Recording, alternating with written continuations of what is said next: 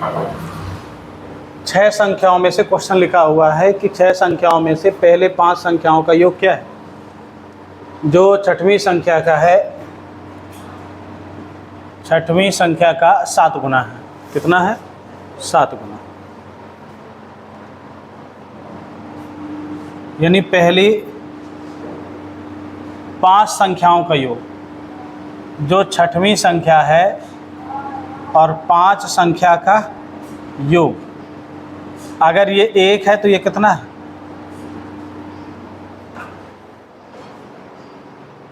नहीं समझे आप? पहले 5 संख्याओं का योग छठवीं संख्या का 7 गुना है।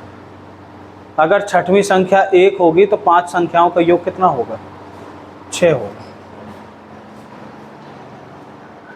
और पांचवी संख्या और छठवीं संख्या यानी 5 संख्याओं का योग और छठवीं संख्या मिला दोगे तो पूरे के पूरे 6 संख्याओं का योग आ जाएगा। अब बताइए 6 संख्याओं का योग कितना निकला? 8 यूनिट। बट 8 यूनिट का मान क्या होगा? 6 गुणे 136। 6 गुणे 136।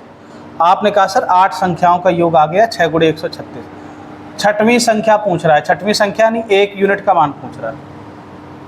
छठवीं संख्या तो 1 ही है ना, तो 1 बराबर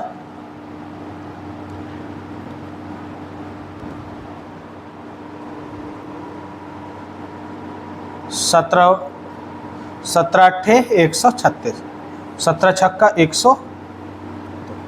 भाई छठवीं संख्या आपकी कितनी हो गई? 102 हो गई। ठीक है।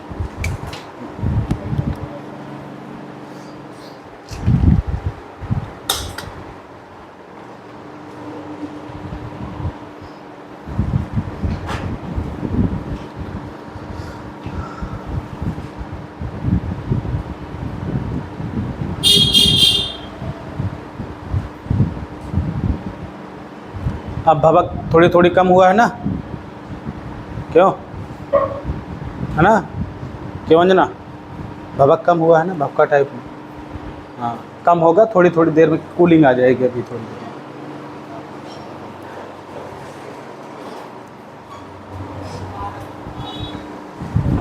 देर क्या कह रहे हैं?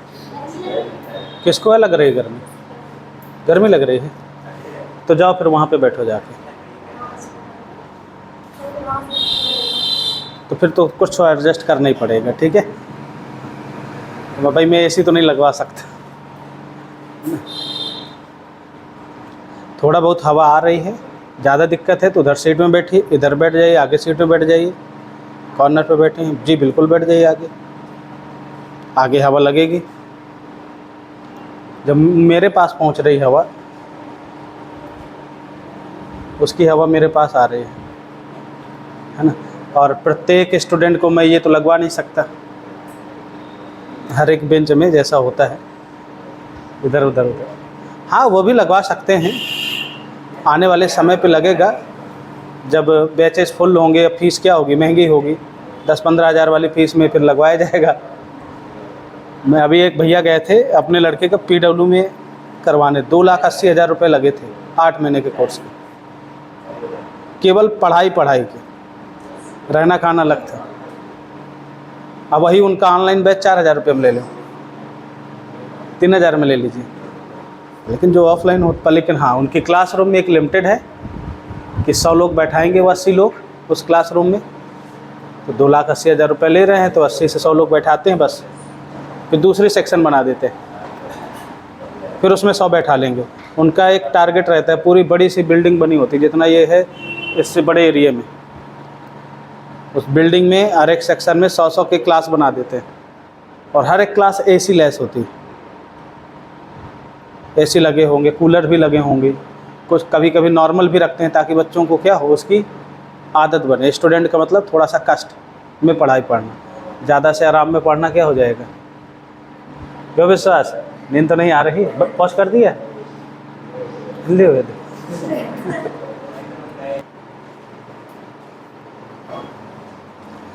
देखिए क्वेश्चंस बड़ा प्यारा क्वेश्चन है और ये इम्पोर्टेंट है, एग्ज़ाम में पूछा जाता है। लैंग्वेज सेम रहेगी, इसकी संख्याएं बस पलटता रहता है। फिक्स पैटर्न का क्वेश्चन है एग्ज़ाम का, और लगभग ऐसा क्वेश्चन मोस्टली एग्ज़ामों में क्या कर लिया जाता है, बहुत सारे एग्ज़ामों में पूछा जाता है।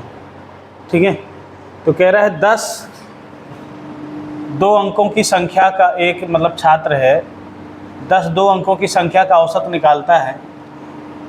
ठीक है, एक संख्या के स्थान पर अंकों को उलट कर लिख देता है। गलती से क्या करता है, जब वो उसे लिखता है तो लिखते वक्त क्या करता है, वो एक संख्या को जैसे मान लो उनके अंक पलट देता है। मान लो जैसे 63 लिखा था, उसने क्या लिख दिया, 36 लिख दिया। 63 लिखा था और 36 लिख दिया। अब यहाँ से क्वेश्चन आपसे कह रहा है उत्तर सही उत्तर से लिखने के बाद क्या करता है, जब वो चेक करता है तो जो उसका आंसर है सही उत्तर से 6.3 कम है। जो सही आंसर आना चाहिए उससे 6.3 क्या है, कम है। तो संख्याओं के अंकों का अंतर ज्ञात कीजिए जिसमें उसने गलती की है। मतलब उन संख्याओं के अंकों का अंतर ज्ञात कीजिए जिन संख्याओं को उसने पलट करके क्या किया था, लिखा था। ठीक, बात समझ में आ गई। देखिए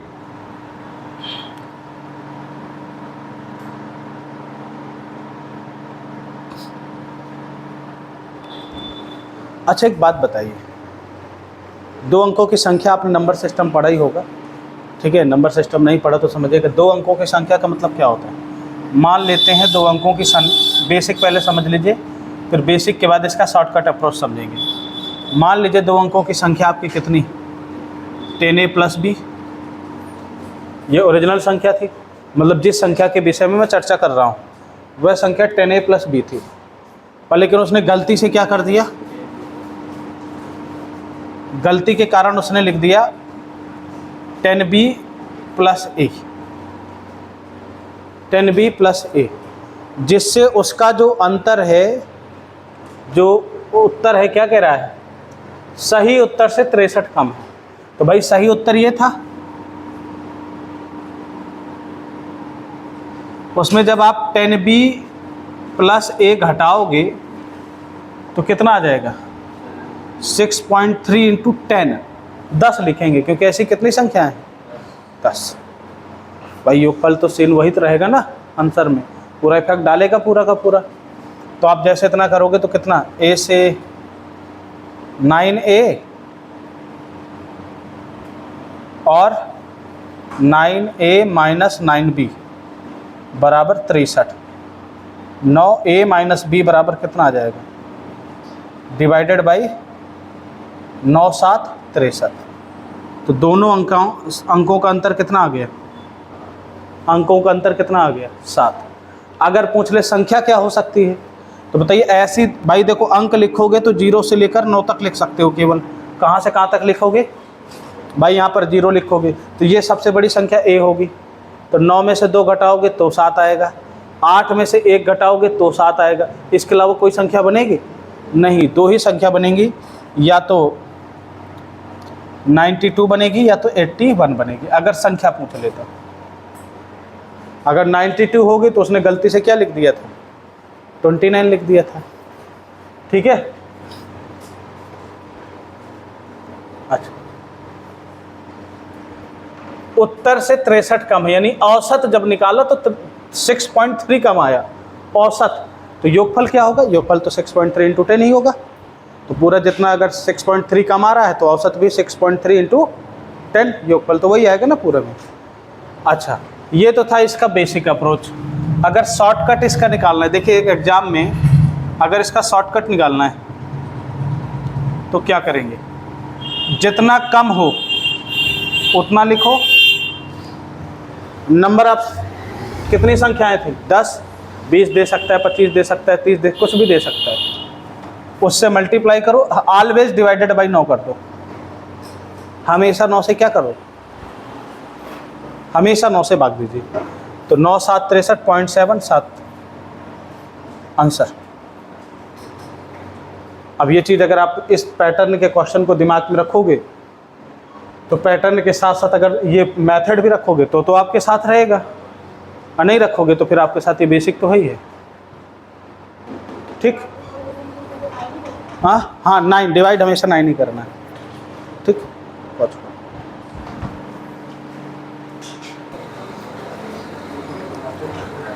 देखिएगा अगले क्वेश्चंस में क्या कह रहा है, ध्यान से सुनना भाई। ये क्वेश्चन देखो यहाँ पर लिखा हुआ है 180 विद्यार्थियों में 45% गर्ल्स हैं। तो देखो बेसिक तरीका, देखो अब डिस्कशन ना करो यार, अब डिस्कशन ना किया करो, जितनी औकात क्षमता हो पहले लगा लिया करो। जब मैं पढ़ाया करूँ तो केवल क्या किया करो, देखा करो उस समय, है ना।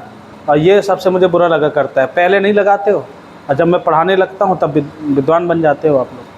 उस समय सवाल को देखा करो।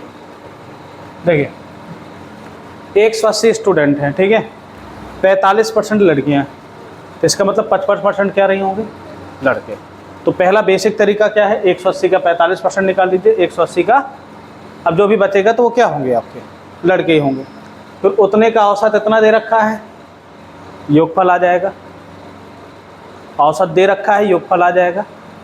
उतने का औसत दे रखा है गर्ल्स का, उनका योगफल आ जाएगा, दोनों का योगफल बटे total number of the student. ऐसे किया आपने।